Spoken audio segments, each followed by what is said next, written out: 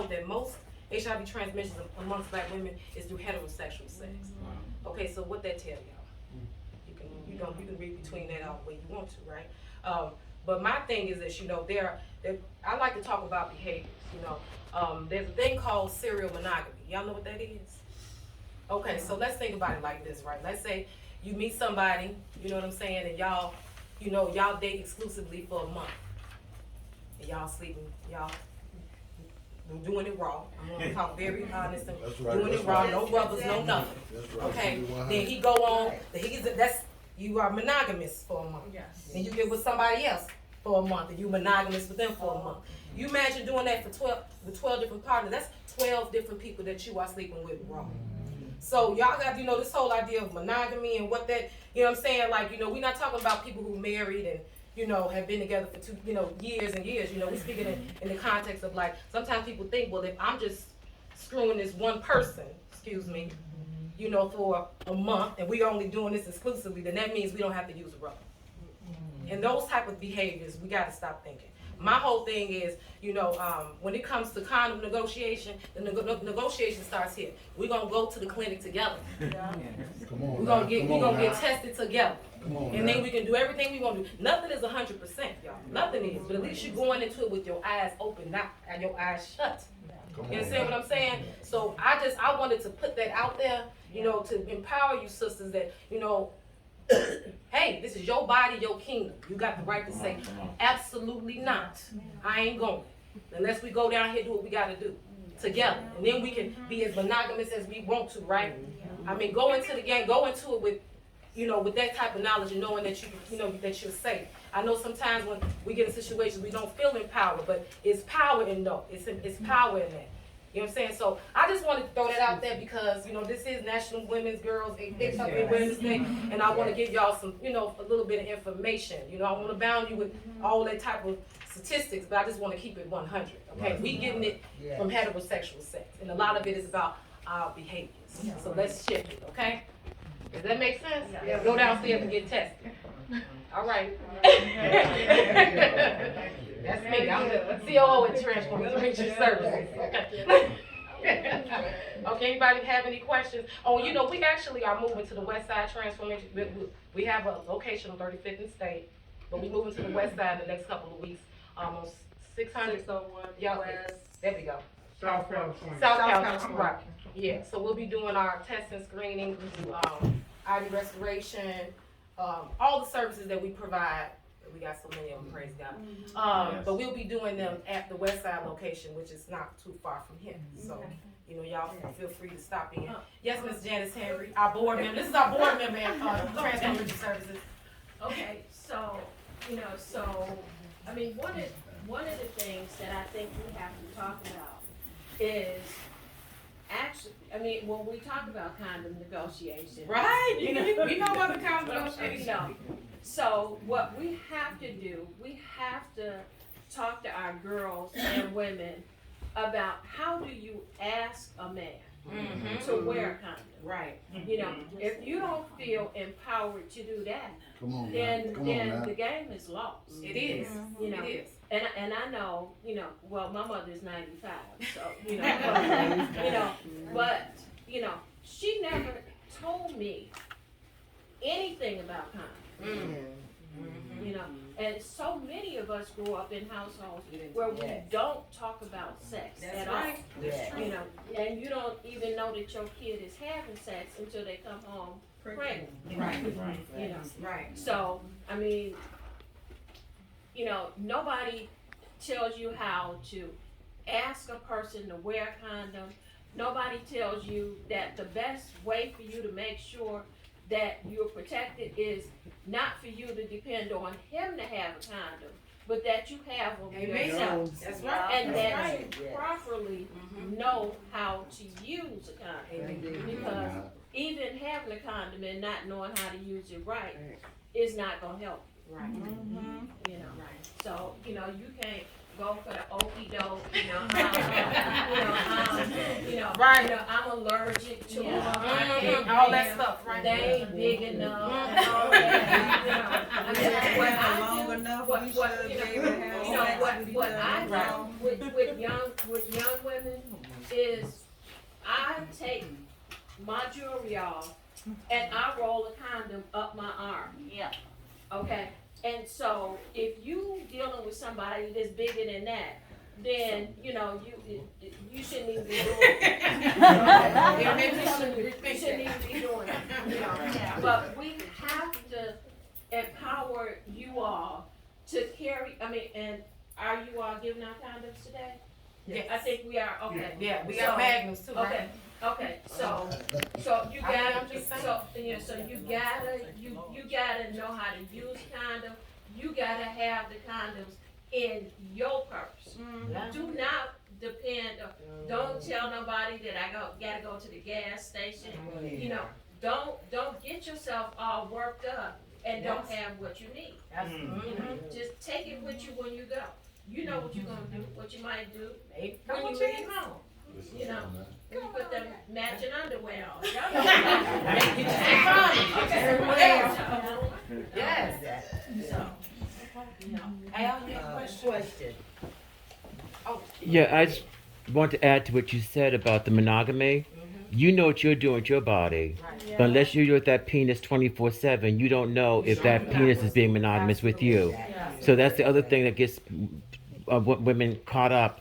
Because even in the church, the church wives and church mothers, they find themselves coming down with HIV because their partners who they thought were monogamous, like they were being monogamous, were not being monogamous. Right.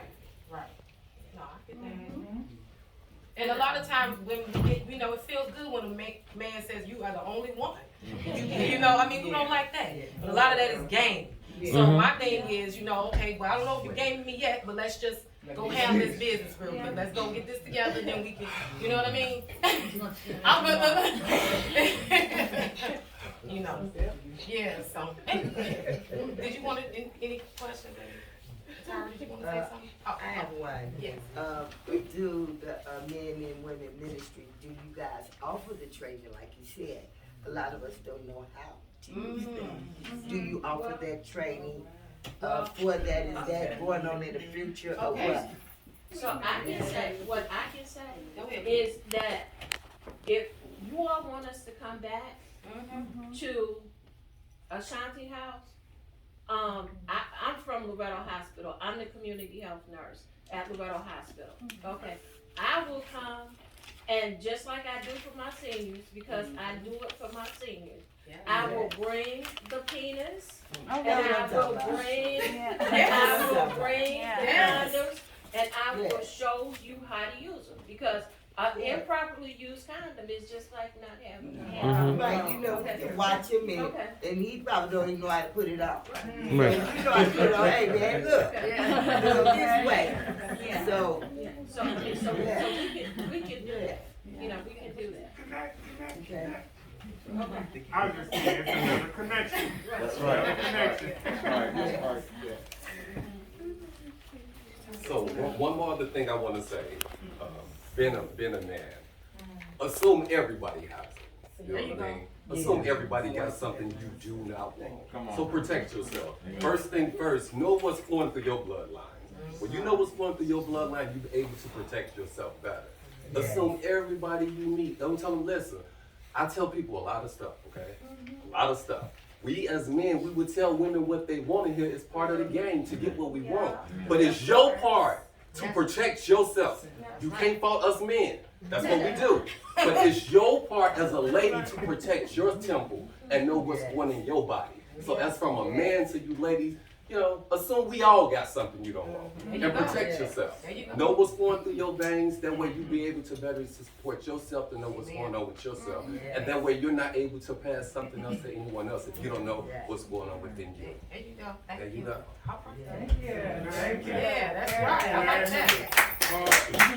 So, a little while back, Janet called and asked us to do a collaboration for National HIV Women's and Girls Day. So what we decided to do was, let's collaborate with somebody else. So we got Loretto Hospital, we got Transformer Reentry Services. At the time, we had just did an opioid training here at Ashanti House. So I said it makes sense to do it at Ashanti House. So we got Ashanti House, And somehow because of Shantae, like kept collaborating, we got Hardin House. And if I remember correctly, when I first met Hyteria, she said Hardin House. And then I moved us to Bonaventure House. So I remember those things, and I just want to say this to say that collaboration is key. Yes. If you can get organizations to come together like this, I know this is a little small space. So what I did was, I went a step out, I invited someone else to come out and check out the collaboration, how we are collaborating. Right. So I want this guy to get up and say something for a few minutes. Oh, yes. Yes. Mr. Michael Gaines, Yeah. you're one of public health. I mean, it's really important to collaborate and know that other people are trying to collaborate. Come on, Mike, give us something. My name is Michael Gaines. I work for the Illinois Department of Public Health, and I really just came to support. I think y'all do outstanding work. This is what helps me get up every day to go to work. I'm the only one besides IDOC that works with correctional fields.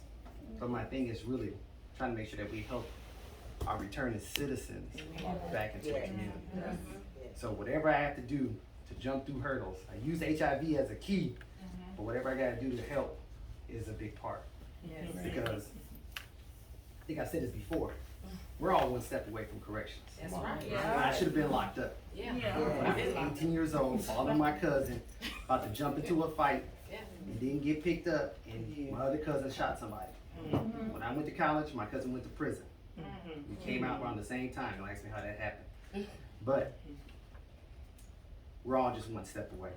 So really, I'm just here to support. I really enjoy this, and thank you, and continue doing the work. And if there's any way I can help, you know I'm here. Can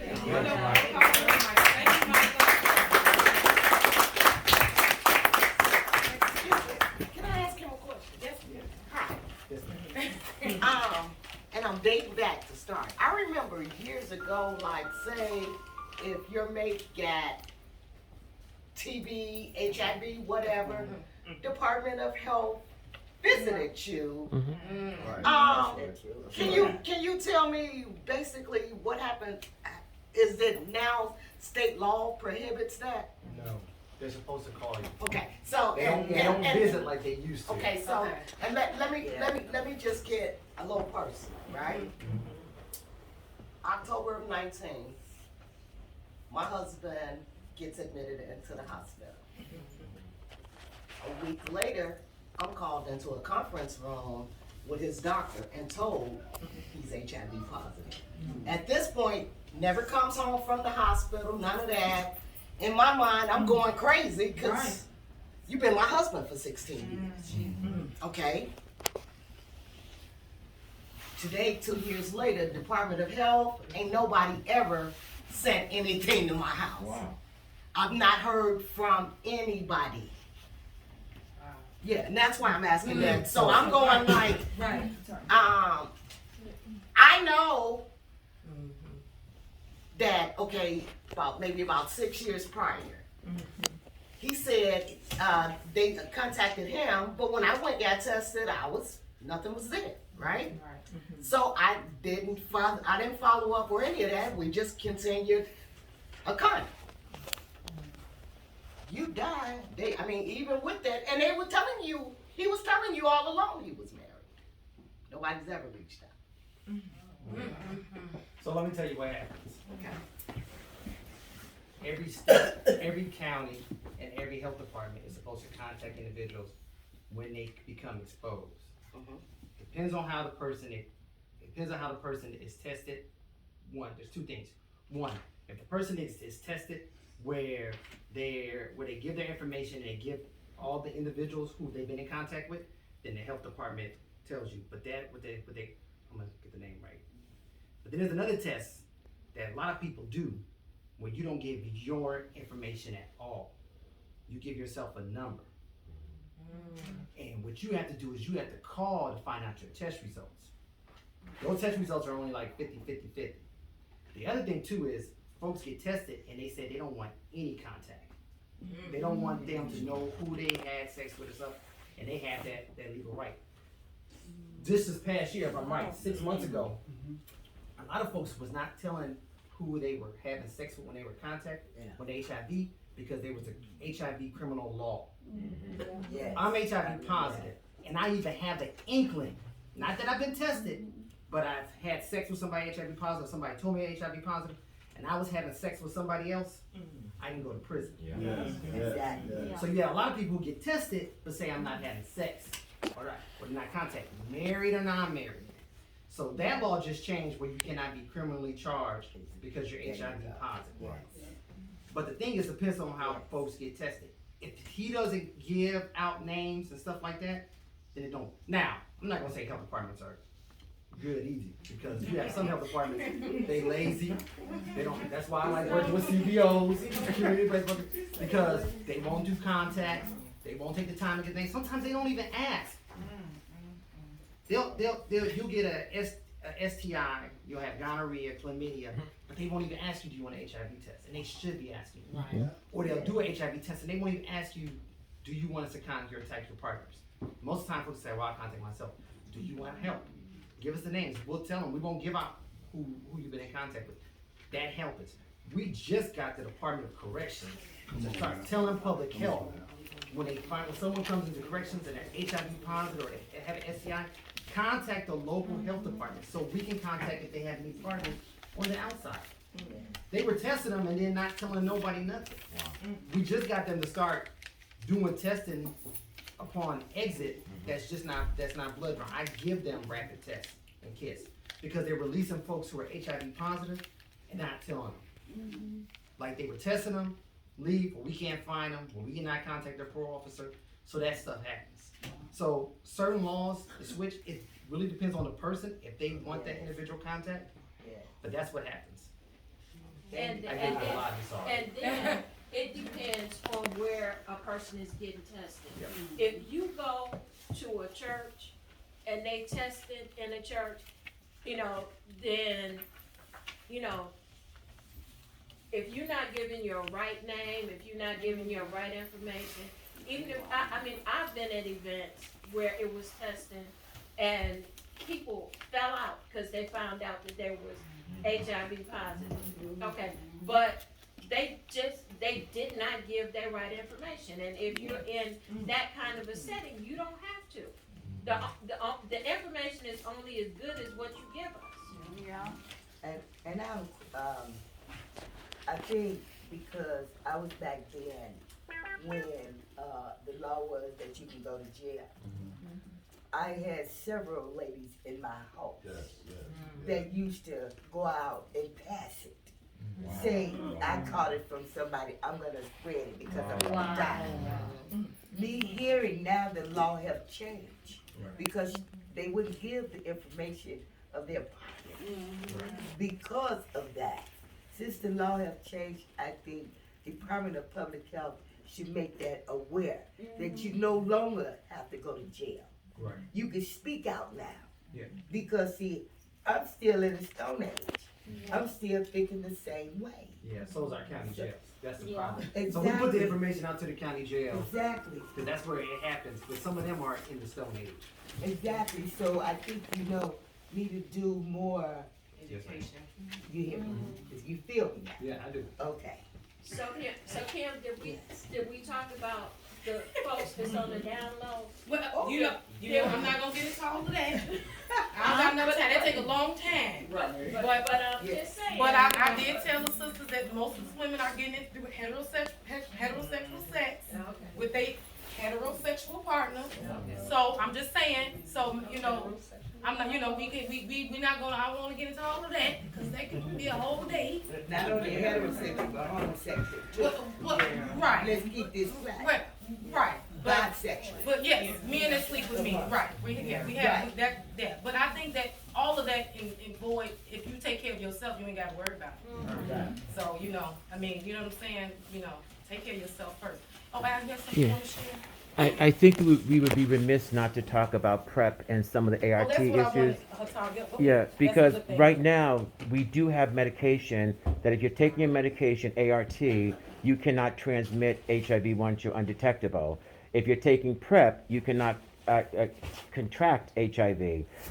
However, what people are not being told is that you can still get syphilis, gonorrhea, chlamydia, and all the other STIs if you're not using a condom. Right. And we're seeing spikes in our syphilis rates, not only here in Illinois, but in Indiana and other places around the country, as I talk to my fellow providers around the country. So even though your partner says, I'm on ART, I can't transmit HIV.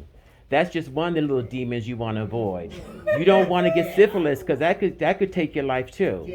So just be mindful that just because you can't get HIV, there's a whole host of other things, and especially women, because of the way your bodies are made, you are more susceptible to a lot of other diseases.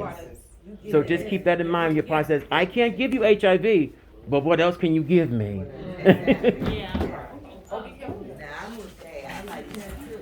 Just one more thing, Kim. In the Loretto Hospital bags, we have flyers in there, and next month we are doing free STD and STI testing. Okay. So, No, The bags are where? You need to be doing education. You know. I have a question. Yeah. What's the difference between an STD and an STI? Al, you good at that. Sexually transmitted disease versus transmitted infection. They're the same thing. So, they yeah. just change the name. So it's infection instead of just disease. Yeah, some people don't like the disease part of it. They like to talk about infections. Any other questions, y'all? Before we let Brother Muhammad close us out with prayer and we can have our lunch. Did they talk about all the, I know you talked about Oh. the, they talk about the book. Hmm. The book, can I say where the book Oh, yeah, came that's from? okay. So, the Internal Affairs, Community Affairs at IIT, Illinois Institute of Technology, Alicia Bunton, had a book, and she wanted to be able to donate these books to the ladies. The book is called Three Little Girls from Bronzeville. Three Girls from Bronzeville. I read it, and I ain't gonna tell you nothing about it. But if you read it, you'll be inspired. It's a really encouraging book about three little girls that went in three different directions. One went to prison, one died, one, so they went in three different directions, but they came from the same place. So it's a good book, and I just wanted to say that I know she donated about 30 of those books, so you guys can have those books. It's an easy read, and I just wanted to put that out there. Yeah, I'll take a book with y'all too. In the bags, right? Okay. Okay, Mr. Muhammad. Before we close out, I'm gonna step out of here. I'm gonna be downstairs. HIV testing, hepatitis C testing, And Where's COVID the testing. food? Where's the food at? 'Cause we all get food in the basement. I'll be on the first You won't test them, ladies. You're the first one. COVID testing, come see me. Shotty is a cake, we have a catering company. Yes. Okay, I so definitely a just chocolate, so ladies enjoy. And did y'all get anything about it today? Did you learn anything? Are you scared now? yeah. No, don't be scared. Yourself. Oh, no. Right. So we gonna go what? What we gonna do? We gonna start wearing what? There we go. So it's education. Well, I'm 63 years old and still ain't got nothing on me. And just as a quick reminder for the ladies, in case you don't know, there are female condoms. They insert into the vagina, and so you can put that in up to 3 hours before you have sex. So you don't have to depend on your male partner to have a condom. You can take care of yourselves. Yes. Are there any more questions anybody want to ask? Any of the speakers at this moment, you can do that.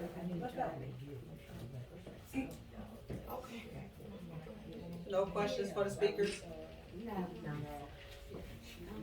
All right, we're gonna break for lunch. No, yeah, there you go, Mr. Muhammad. Mr. Muhammad, we're gonna end. We're gonna end. Go ahead, Brother Muhammad, go ahead. Come on now. Because I was gonna say something, but instead I'm just gonna pray and we're gonna close it out. But listen to this here. Yes. When you use the term HIV, always remember that the H stands for habit. Habit. Habit. Okay, heaven ignites a vision. Okay, all When right. you look at the woman, You're looking at heaven. Yes, Heaven lies at the foot of the woman, not in the sky or around the corner. yes. So you don't allow anything into your heaven. Woo! That's right. Thank you. And I close with that. Okay. I close with prayer. Okay, let's have prayer. In the name of God, the beneficent, the merciful, all praise is due to God, the Lord of the world, the beneficent, the merciful, Master of the day of judgment in which we now live. Thee alone do we serve, and thee alone do we beseech for thy aid. Guide us on the right path, the path among those who thou hast bestowed favor, not the path among those who thy wrath has brought down, nor those who go astray. Amen. Amen. Amen. Yeah, no.